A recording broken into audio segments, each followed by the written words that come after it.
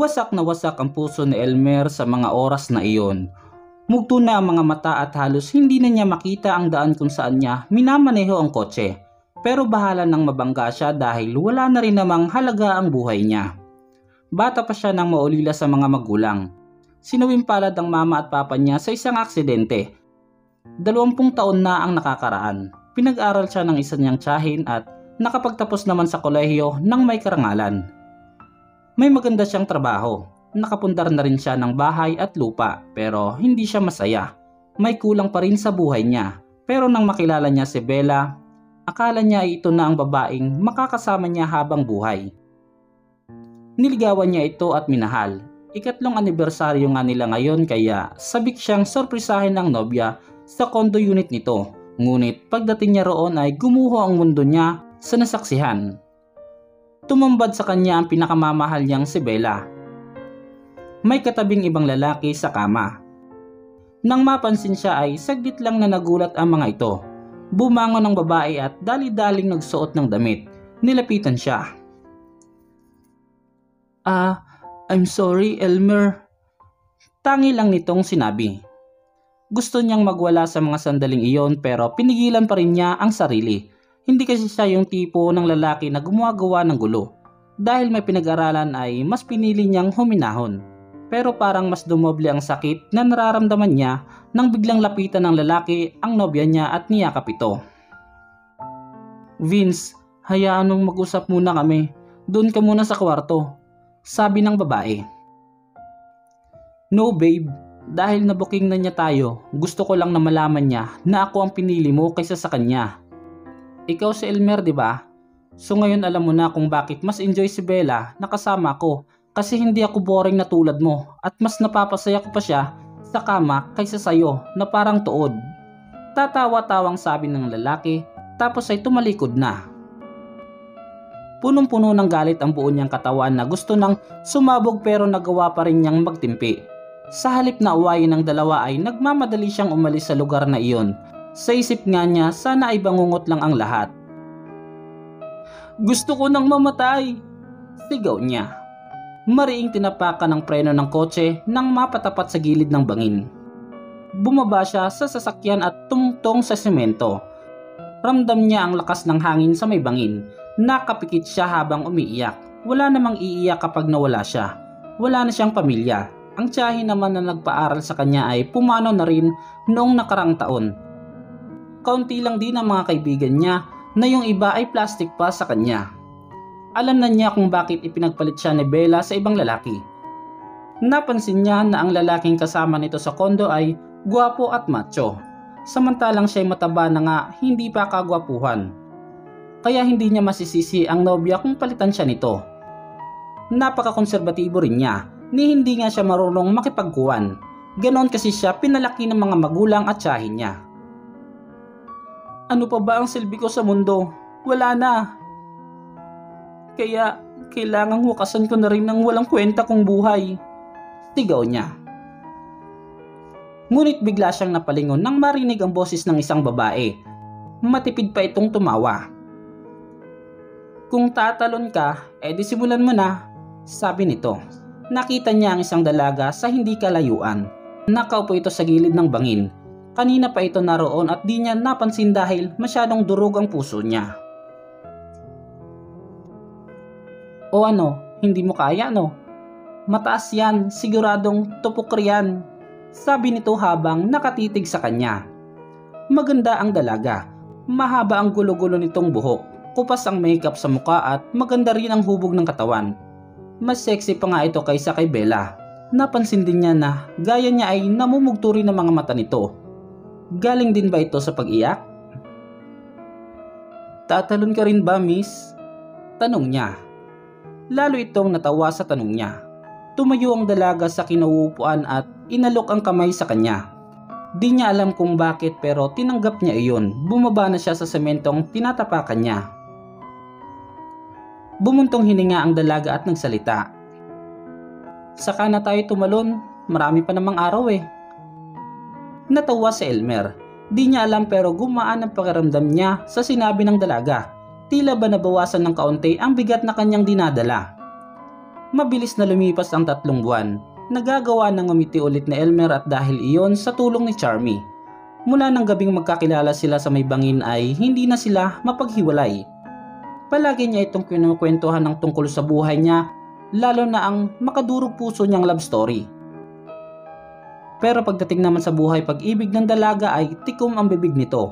Hindi na siya nagtatangkapang magtanong, baka kasi ayaw nitong pag-usapan ng tungkol doon.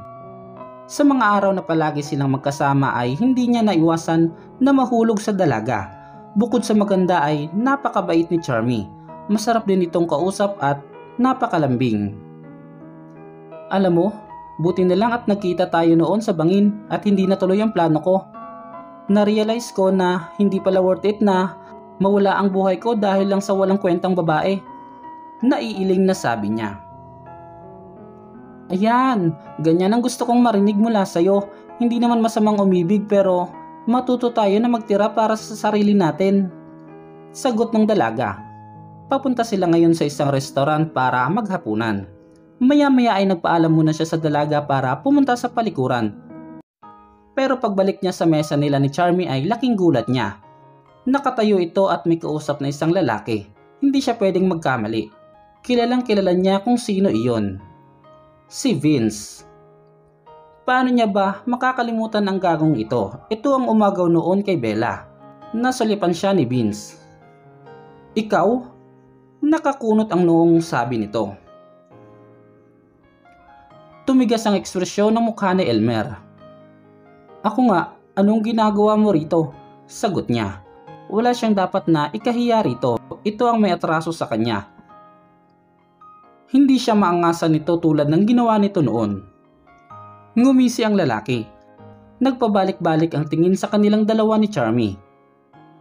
Oh, what a coincidence. Mahilig ka talagang makisawsaw no, pare. Palagi ka namang talunan sa akin. So, you're dating Charm? Alam mo ba na ako ang dahilan kung bakit hanggang ngayon ay durog na durog ang babaeng yan? Di mo ba alam na ako ang ex niya? Hindi mo ako mapapalitan sa puso niya, lalo na ngayon na babawiin ko na ulit siya, sabi ng lalaki. Hindi nakaimik si Elmer. Sinulyapan niya si Charmy. Inaasahan niya na tututol ito. Ipagtatanggol siya pero hindi ito makatingin ng diretso sa kanya. Dahil sa nalaman niya ay wala na siyang dahilan upang manatili pa roon.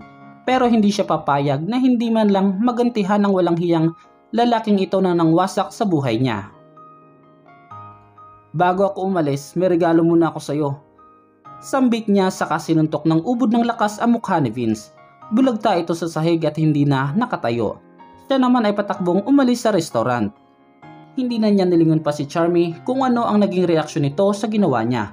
Sa wakas, kahit paano ay nakaganti na rin siya. Pero kahit nabawian niya si Vince, tama pa rin ang sinabi nito na talunan na naman siya. Ang sakit. Hindi na siya nadala. Mas grabe ang sakit na naramdaman niya ngayon dahil mahal na niya si Charmy. Pero tulad ni Bella ay iiwan din pala siya nito. Para makalimutan na nangyari ay sinubsob niya ang sarili sa trabaho. Ginawa niyang araw ang gabi. Wala siyang ginawa kundi ang kumayod ng kumayod upang kahit paano ay maalis sa isip niya si Charmy. Isang gabi, akmang isasara na ni Elmer ang gate ng bahay niya nang may humarang doon. Si Charmy. Ikaw, bakit mo ko iniwan sa restaurant? Tanong nito. Hindi niya inasahan na pupuntahan siya ng dalaga. Maayos niya itong hinarap. Panahon na para kalimutan niya ito dahil mas pinili nito ang walang kwentang si Vince. Kahit masakit, kailangan na niya itong palayain. I'm sorry Charmy, pagod na ako. Pagod na ako magmahal sa mga babaeng iiwan din naman ako. Ayoko na. Sabi niya pero ang totoo, pinipigil niya lang ang maiyak. Dumaloy ang kuryente at namula ang mukha niya nang hawakan ni Charmy ang dalawa niyang pisngi. Elmer, I'm sorry kung hindi ko sinabi sa'yo yung kay Vince dahil kapag kasama kita, ang naiisip ko lang ay puro maganda, puro masaya. Akala ko hindi mo na kailangang malaman ang tungkol sa kanya. Pero mali pala ako. Oo, ex ko si Vince. Siyang dahilan kung bakit ako tatalon dapat ng gabing iyon dahil nakipaghiwalay siya sa akin para sumama sa ibang babae. Hindi ko alam na ang ipinagpalit niya sa akin at ang ex mo ay iisa.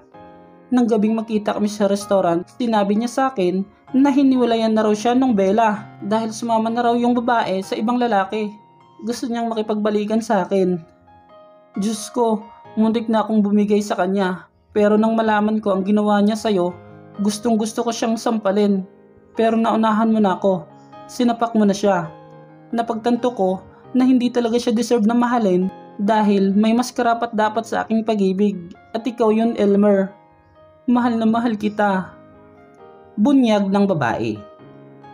Walang pagsidla ng kasiyahan ni Elmer sa ipinagtapat sa kanya ni Charmy. Sa gabing iyon ay hindi siya talunan dahil panalong-panalo siya sa puso ni Charmy. Oo, Charmy, mahal na mahal din kita. Sobra. Sagot niya. Sa ngayon ay masaya na silang namumuhay bilang mag-asawa kasama ang 3 nilang anak.